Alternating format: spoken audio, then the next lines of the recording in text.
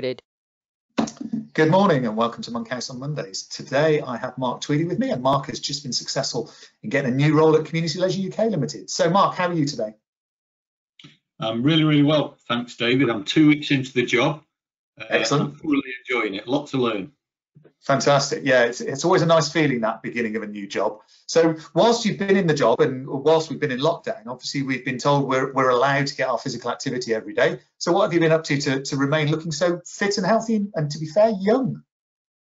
Well, I relocated to Northumberland, so the air's very fresh up here, so that's probably got something to do with how I look. I think it's less to do with my physical activity levels, because that's been cut back slightly, because I take my regular dose of activity in a swimming pool.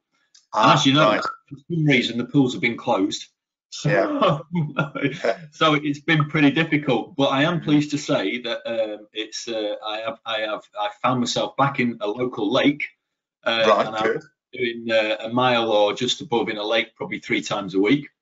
A bit early for the North Sea yet, because I live quite close to the North Sea, but it's a bit early. We need a few more sunny days for that. And I'm going for walks as well regularly. Good. I have had a history of being a fairly obsessive triathlete a few decades ago, and I overdid it a little bit, so my body's a bit battered and bruised, knees and back. So swimming is very sympathetic, and that's what I enjoy. Good. And I hope you've got a wetsuit, because that cold water shock is a real surprise if you're not ready for it, isn't it? Yeah, absolutely. Okay, so Community Leisure UK Limited, really interesting organisation.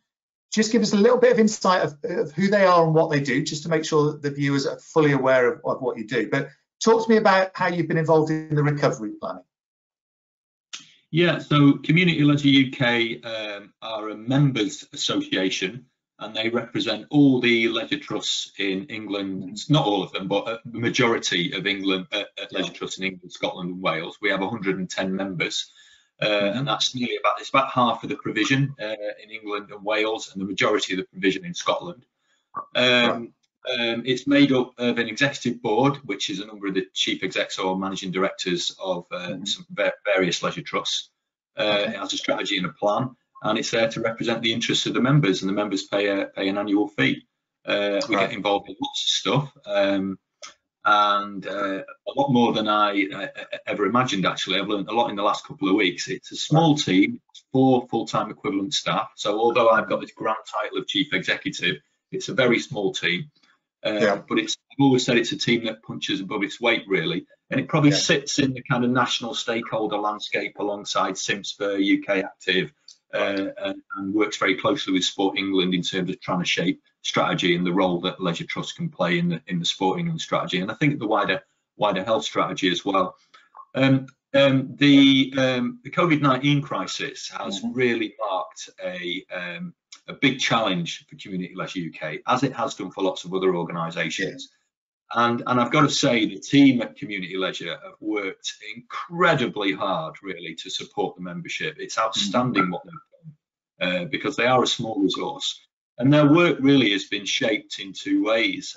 They've done some strategic work around lobbying for the acute interests of us and how they can deal with the crisis, but also providing operational support as well, which is a step in a new direction for CL UK, to provide that hands-on kind of operational support. I think in terms of the strategic support, the team have written open letters to government. Because as we know, leisure trusts fall between the gaps of a lot of the government financial support packages and have really struggled. Obviously, the job retention scheme, they're eligible for that, and furlough, but some of the other packages they're not. So there's been a lot of lobbying there and support from the LGA with that. They have produced lots of editorials and media releases to support the lobbying as well. And then in terms of the operational support, they've done tons of webinars, produced guidance, and work with the business partners that support and invest in Community Leisure UK to provide that information and support for the membership, which has been absolutely fantastic. So there's 2 special interest groups. There's a HR finance group, an operational kind of support group. And through those channels, there's weekly webinars to provide the members with support. Good, excellent. So I think that the trust sector in Community Leisure UK has got such an important role to play in local delivery of services, around the wider physical activity stuff. So how are you, what are you planning for? What are you thinking about as we, hopefully we're getting a reopening date, but the bigger picture, what is it that the trust sector can really do to make a difference to physical activity levels within our communities? Yeah, I think the trust sector is part of a wider team. So that's I just want to be clear about that. I think it's not the only delivery model for leisure. There are lots of others, and there's lots of other community initiatives and interventions that are really, really important in order to reduce inactivity nationally, and really focus on how we get the inactive active. So I would say one of the values of being a charity and a trust is to work in partnership. And another key value is that this is not about generating profit. It is about being efficient, and if we can generate a surplus, that we put that surplus back in to the place and the locality to innovate, to extend services, to reach out to those people that wouldn't normally engage with services that might encourage them to be active. So I think there are two key principles and values, if you like. Austerity kicking in, over 10 years ago now, and now we've got this knockout blow of COVID. Means we've got an inevitable recession, unlike one we've ever known. So this notion of being able to retain what we do now is really important. And it feels for some like we might be just dropping off the edge of a cliff in terms of investment into non-statutory public services. But I think the trust model offers something unique, i.e. it's not for profit. And what it wants to do as well, it wants to deliver more and better outcomes for less. And I think that's a lovely phrase. And when I was challenged in my last organisation, quite rightly, by an employee when I used this, they said, does that mean you're going to have less staff?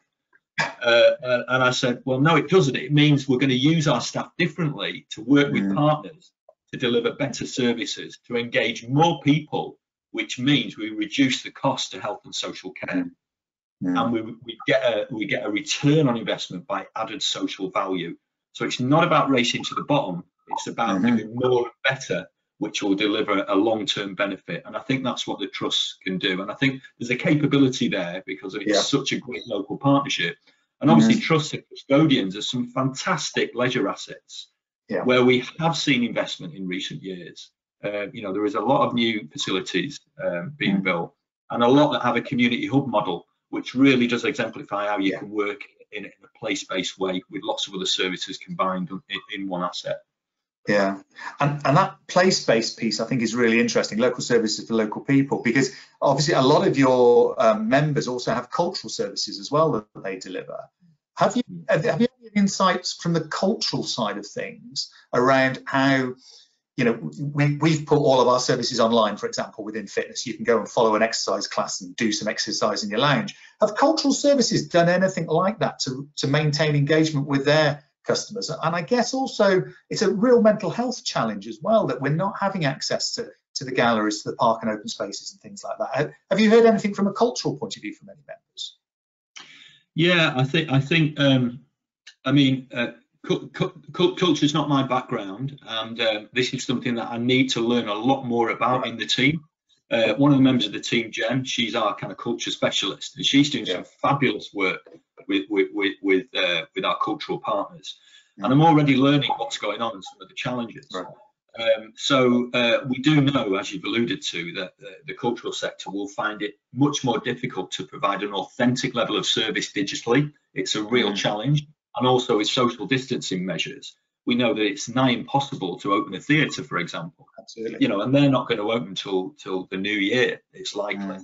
So the potential impact on sustaining those assets and the services is it's business critical. It is a major problem that we're working really hard with that sector to try and work out solutions.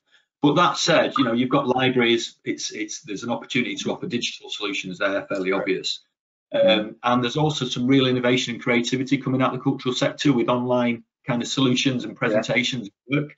But it's certainly something that is going to be a lot harder than the leisure sector, where we've seen a great revolution of online exercise and people exercising in the community. Yeah, absolutely. I'd actually got tickets before lockdown to go and see a Van Gogh exhibition that was basically being projected onto the walls of a church. And that whole thought around seeing it in a different way and making it attractive to my children, because actually it's just done in a way that excites them, I think was really interesting. And what it was leading to, I suppose, is what does the future look like? How can we now start thinking about planning a future where we're not constantly having conversations about people who just don't even think about physical activity or going to a library or whatever it happens to be? What sort of things can we start doing now that will help start shaping that future so we can be much more about the outcome and much more about social value? Yeah, you know, this along with lots of other colleagues in the sector, I mean, we're all, you know, it's a small sector, we're all uber enthusiastic, and we love kind of, you know, talking about ideas together, and we have evolved hugely. And I think, you know, sometimes we're our own worst critics. And actually, if you think how we've developed as a sector over the years, it's incredible. We do innovate, we are making progress. You know, we operate within political environments, and that sometimes has its challenges, but yet we still make great progress together as a sector. And I think really the next big jump, if you like, for me, is how we can really position ourselves within the health sector. Right. Yeah. And I think, to be honest, I personally think that physical activity undersells what we do. Mm-hmm. I think we are much more people focused, and we focus inherently on on wellness and the individual, how to support that person when they come into a centre. In a number of different ways. You know, yes, our major is physical activity, but we're not just about gyms, you know, and we need to work about how we get that message across, because we're about group exercise in the form of health walks. Yep. We're about group exercise in the form of community cycling schemes. You know, we're now looking at digital offers where people can exercise in their homes with their families. So we are genuinely much more than gyms now, and we can be even more so in the future. All the aquatic activity as hosts for sports clubs. Thousands of sports clubs are hosted in leisure centres. So sometimes we're looked at through a stereotypical lens where we're just about gyms and we're not necessarily inclusive. But I think we are, but we just need to get that message across and do better. Okay. I also think that moving out into health and the world of health, it's how we identify the different domains. And what I mean by that is it's physical activity. There is a nutritional element. So how can we up our game in terms of our nutritional offer to improve people's health and performance if they're into sport? And I think there's a real opportunity to that, and we're seeing some innovation in the sector on that as well. But also how we articulate what we do to connect communities together. Leisure centres are social environments, and we know that connecting with other people is so important for your mental health. Now, mental health is a major issue in society, never more so than in lockdown and the after effects of lockdown, with fears and anxieties, and this virus might be around for a long time. So if people can congregate, communicate, be together in safe places and connect around a common interest, that is so powerful to improve people's mental health. And then the last thing, it's about restoration. You know, we're all really busy people. We have busy jobs. It's quite often hard to find the time to do things. So that ability to be able to come together in a leisure environment just to talk or relax or be with other people is great for your kind of restoration. And also how we can work with people to promote active recovery. So looking at things like sleep patterns and everything else, you know, how we can be proactive with our experts in the leisure industry, our personal trainers, our exercise referral specialists, to help people with their restoration and their rest and their sleep. And I think if we can package that, we can really quite neatly fit into the health world and talk about outcome. But what we also need to do, and I know you're really big on this with LeisureNet colleagues, it's how we prove it. But not only how we prove it to say, look, we're value for money, but how we prove it to say, well, actually, we prove this, but this is an area where we're weak. So how can we improve? And how can we work with the wider sector around that improvement journey in partnership? I think it's really important. And I like to talk, as you know, but I think I'm just delighted that I'm in the position now in CL UK where I have a responsibility to really contribute to that. Yeah, and I know you like to talk, so I'm now going to stop you because we've had our time. But I think that last piece there around restoration, around recovery, I think is really the whole point of these conversations for me was to get people to think about something new and something different. And you've absolutely done that for me today, Mark. So I'm really hopeful that people who view this now will have a similar conversation. And I think we're going to start some different conversations based on what you've just said today. So Mark, Thank you so much for the time. Thank you for your insight. Thank you for helping me extend my thoughts, because that's been really powerful today. Thank you. Take care, and we'll see you soon. All right. Thank you. Cheers, Dave.